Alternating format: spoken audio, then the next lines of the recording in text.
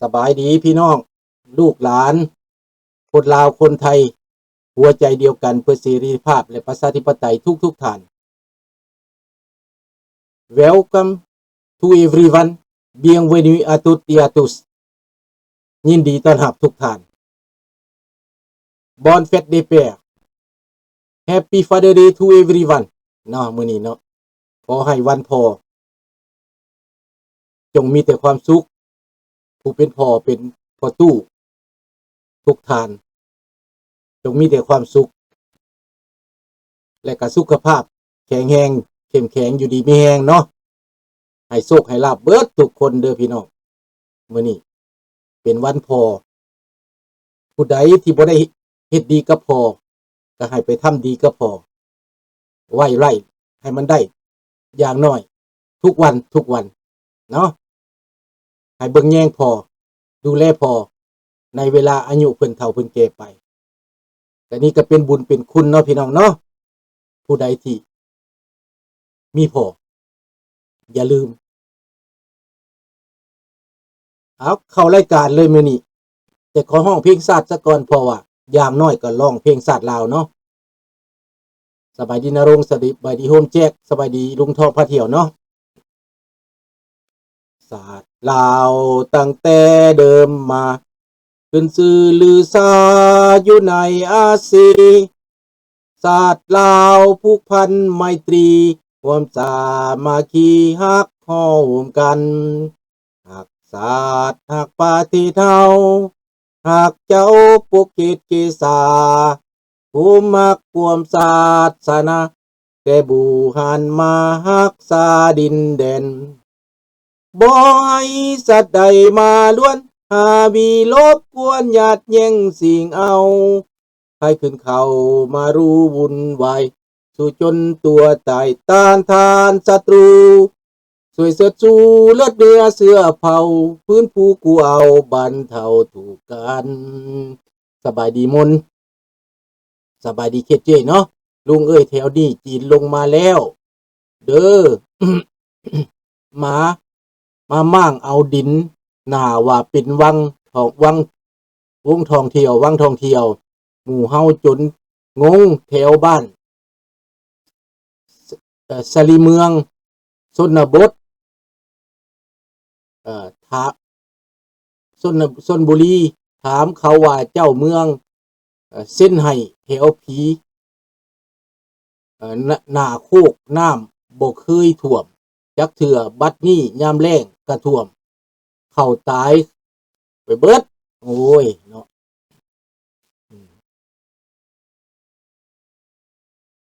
ทางนั้นเลยไม่เซเตเลเวกนับเม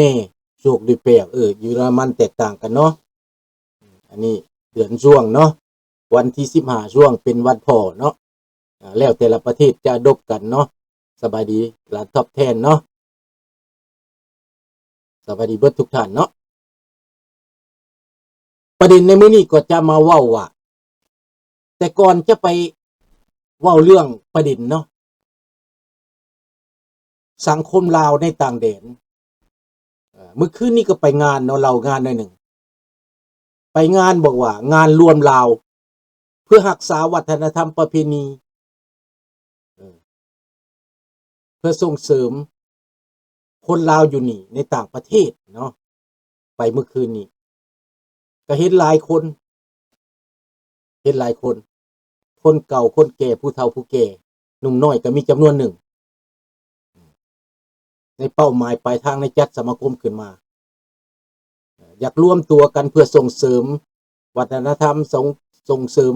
สังคมลาวว่าซั่นนะแต่สำคัญพี่น้องข้าพเจ้าคิดต่างอีกหลายคนที่เขาเจ้าคิดแบบนั้นที่เขาเจ้าอยากเฮ็ดอยากสร้างสังคมมานี่เขาเจ้าพยายามมาหลายปีแล้วแต่มันบ่สำเร็จมันบ่สามารถจู้จอดกันได้ มันบ่สามารถเข้มแข็งได้มันอยู่ตัวไผตัวมันบ่ไปบ่มามันมีสาเหตุของมันไปดองวานนี่ก็เมาฮ่าๆว่าซั่นนะมีก็ม่วนอยู่ในหนึ่งเนาะลุงคือกันมาฮอด11 12โมงคืนนี่ก็ได้ มาเพื่อสินอนได้ก็บ่ายโมง1 2โมงเนาะก็เพลียหน่อยหนึ่งแต่ว่าขาดบ่ได้เพราะเรื่องสำคัญดังนั้นมาสรุปพี่น้องจะมาเว้าเรื่องสังคมลาวในต่างแดนก่อนสังคมลาวในต่างแดนนี่ถ้าบ่เว้าเรื่องชาติถ้าบ่เว้าเรื่องประเทศทุกสิ่งทุกอย่างมันก็จะหายจากไปมันจะจางไปบางคนอยากเว้าลัดตอนโลดว่าอยากสามัคคีอยากรวมตัวกัน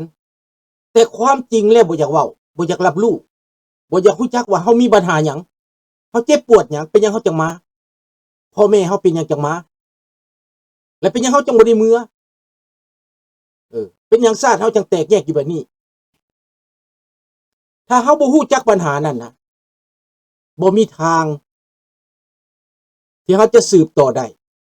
บ่มีทางที่มันจะเหลืออยู่ได้มีแต่จะทิพหายไปเรื่อยๆมีแต่จะดับไปเรื่อยๆมีแต่จะจางไปเรื่อยๆเพราะว่าเฮาบ่ได้เว้าถึงปัญหาต้นรากมันต้องรู้จักกกรากที่มาที่ไปความเป็นมามันจังสิเข้มแข็งได้ถ้าบ่ได้เว้าถึงความเป็นมานะเป็นไปบ่ได้พี่น้องถึงไผจะพยายามปานใดก็ตามข้าพเจ้าเห็นหลายคนพยายามแต่หลีกเลี่ยงบ่อยากเว้าความจริงคันหลีกเลี่ยงบ่อยากเว้าความจริงบ่อยากดีเบตบ่อยากเอาความทุกข์ความโอลมกันเรื่องนั้นน่ะมาเว้าหลีกบ่อยากเว้าย่านมันสู้รัฐบาลลาวย่านเขามาเว้าย่านเขาว่าคันย่านแบบนั้นน่ะมันบ่มีทางพี่น้องจะได้ความร่วมมือมันอยู่บนนั้น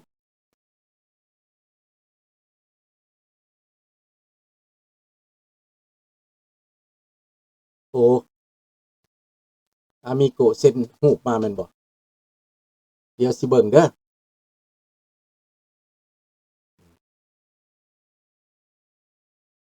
ดังนั้นพี่น้องในเมื่อว่า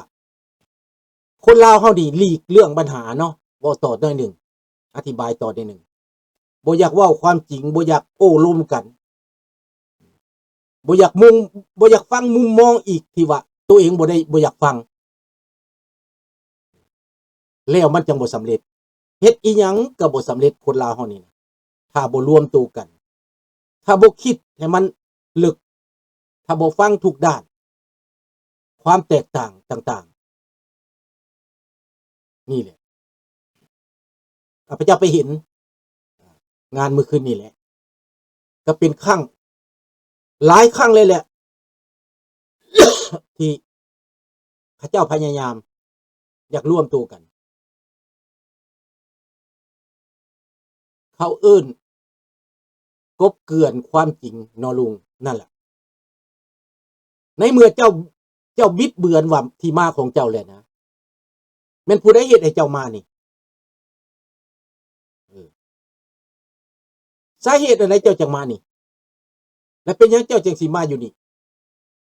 คือในอเมริกาหรือในไสก็ตามบ่แม่นบ้านเจ้าหนีมาแล้วเจ้าอยากให้เด็กน้อยน่ะมันทราบซึ้งนะถ้ามันบ่รู้จักที่มาของมันจะบ่ร่วมกับเจ้ามันบ่เข้าใจลึกซึ้งเขาจะบ่เข้าใจแต่น้อยเฮาตายไปแล้วเขาก็บ่รู้จักว่าเขาเป็นหยังเขาบ่รู้สาเหตุเขาบ่เข้าใจสาเหตุและเขาบ่รู้จักว่าเขาสิร่วมเป็นลาวไปเฮ็ดหยังอันนี้แหละพี่น้องและจะรักษาสังคมประเพณีวัฒนธรรมไว้เฮ็ดหยังเขาตั้งคำถามเด้คันคือชาติอื่นๆเขานี้เขาเว้าความจริงเขาหาข้อสรุปเป็นความจริงเขาจึงร่วมตัวกันได้บ่ว่าคนชาติอื่นๆที่เขามานี่ดังกรณีพวกอาหรับเขามาเขาก็ร่วมตัวกันเขาก็เว้าเรื่องปัญหาที่เขาเกิดขึ้นที่พาเหตุให้เขามานี่แต่ลาวเฮานี่หลีกเลี่ยงปัญหานี่บ่อยากประเสริญความจริงบ่อยากได้ยินความจริงอยากปิดหูไว้ข้างหนึ่งอยากปิดหูไว้ข้างหนึ่งและก็อยากซ้ำออยรัฐบาลที่เป็นเผด็จการในปัจจุบันนี้เพื่อสิได้มาเพื่อสิได้ไปเพื่อสิได้สะดวกเบิดเท่านั้นพี่น้องตั้งตัวสิเป็นคนซ้ำออยเขา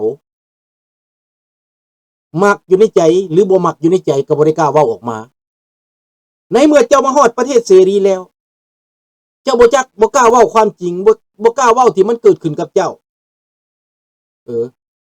แล้วเจ้าบ่มีความจริงใจเจ้าบ่แซงแซ่ในการเว้านั่นน่ะยากพี่น้องยากข้าพเจ้าเบิ่งแล้วสังคมลาวนี่ยังห่างไกลเหลือเกินที่จะรับความจริงได้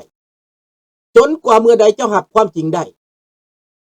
เมื่อใดเจ้ากล้าเว้าความจริงเมื่อใดเจ้ากล้าเฮ็ดความจริงเมื่อใดเจ้าจริงใจเมื่อนั้นมันจึงจะสำเร็จเห็นบ่ล่ะพี่น้องถ้าเจ้าหลีกอันใดอันหนึ่งที่มันเกิดขึ้นเรื่องของเจ้าหลีกเจ้าบ่อยากเว้าเจ้าบ่อยากประเสริญและลูกหลานเจ้าก็บ่เชื่อเขาก็บ่เชื่อเจ้าเสมอนำคนผิดที่กบเกลื่อนไว้นั้นยังพยายามกวมไว้พยายามบังไว้พยายามกบเกลื่อนไว้ก็เป็นคนจุเก่านั่นแหละพี่น้องจุเก่าบ่ได้เปลี่ยนนิสัยไปไสตั้งแต่มานี้40ปีอยู่นี่50ปีอยู่นี่ก็ยังแบบเก่าบ่ได้ปฏิรูปตัวเองบ่ได้สังเกตตัวเองว่าตัวเองเป็นไผโสมหัวโขนอันใดก็ยังบ่ได้ฮู้identity ตัวเองก็ยังบ่ฮู้ว่ามาแต่ไสอยากเฮ็ดหยังอยากเป็นไผนี่แหละพี่น้องคนฮานอยใช้นโยบายใช้คนเขาอยู่ต่างประเทศสร้างความบ่ดีให้ลาวอพยพโดยนุ่งเสื้อกาสร้าง3หัวบ่แนวนั้นบ่ลุงโกอันนี้แหละระวังเรื่องนี้ต้องได้เว้าให้มันสำราญว่าเดี๋ยวนี้ประเทศลาวสิให้เป็นตาแสงคือเก่าเขต1 18หมู่บ้านอันนั้นมันก็บ่ได้เสียหายหยังอันนั้นถ้าเฮ็ดขึ้นมาแล้วนะให้เป็นประชาธิปไตยเด้ให้ประชาชนมีปากมีเสียงเด้ให้มีหลายพรรคการเมืองได้เปิดประเทศมันได้นั่นน่ะถ้าจะตั้งขึ้นมาซื่อๆก็คือเก่านั่นแหละเงินเดือนก็บ่มีเห็นบ่เงินเดือน200 ดอล100 ดอล100 กว่าดอลสิกินหยังคันบ่สอราดบังหลวงกินเนาะคันบ่ขายประเทศกินคันบ่ขี้ลักขี้โลภกินคันบ่ค้ายาบ้าคันบ่สอราดบังหลวงคันบ่ขายประเทศกินทุกมื้อนี้มันเปื่อยเนื่อยเบิดแล้วประเทศลาวน่ะเปื่อยเนื่อยที่สุดเปื่อยเนื่อยจนกว่าตั้งแต่สมัยก่อนแล้วเห็นบ่คุมื้อนี้ความขี้เหอะขี้ห้ายความเลวทรามน่ะนะบ่จักอันสิเว้าแล้ว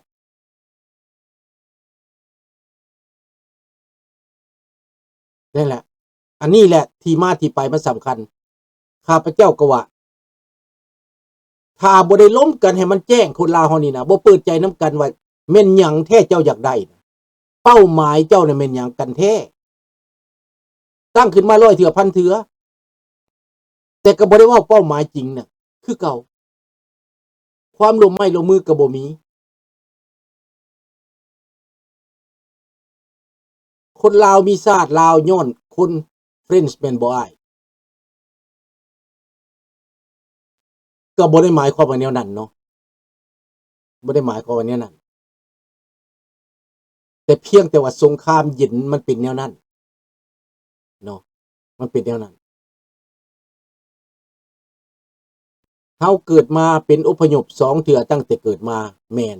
อาจจะอพยพจากทางเหนือเสียงขวางมาแล้วก็อพยพต่ออีกแม่นบ่ล่ะมื้อนี้เข้าประเด็นเลยเนาะข้าพเจ้าก็ได้เกริ่นเรื่องนี้แหละสบายดีพิก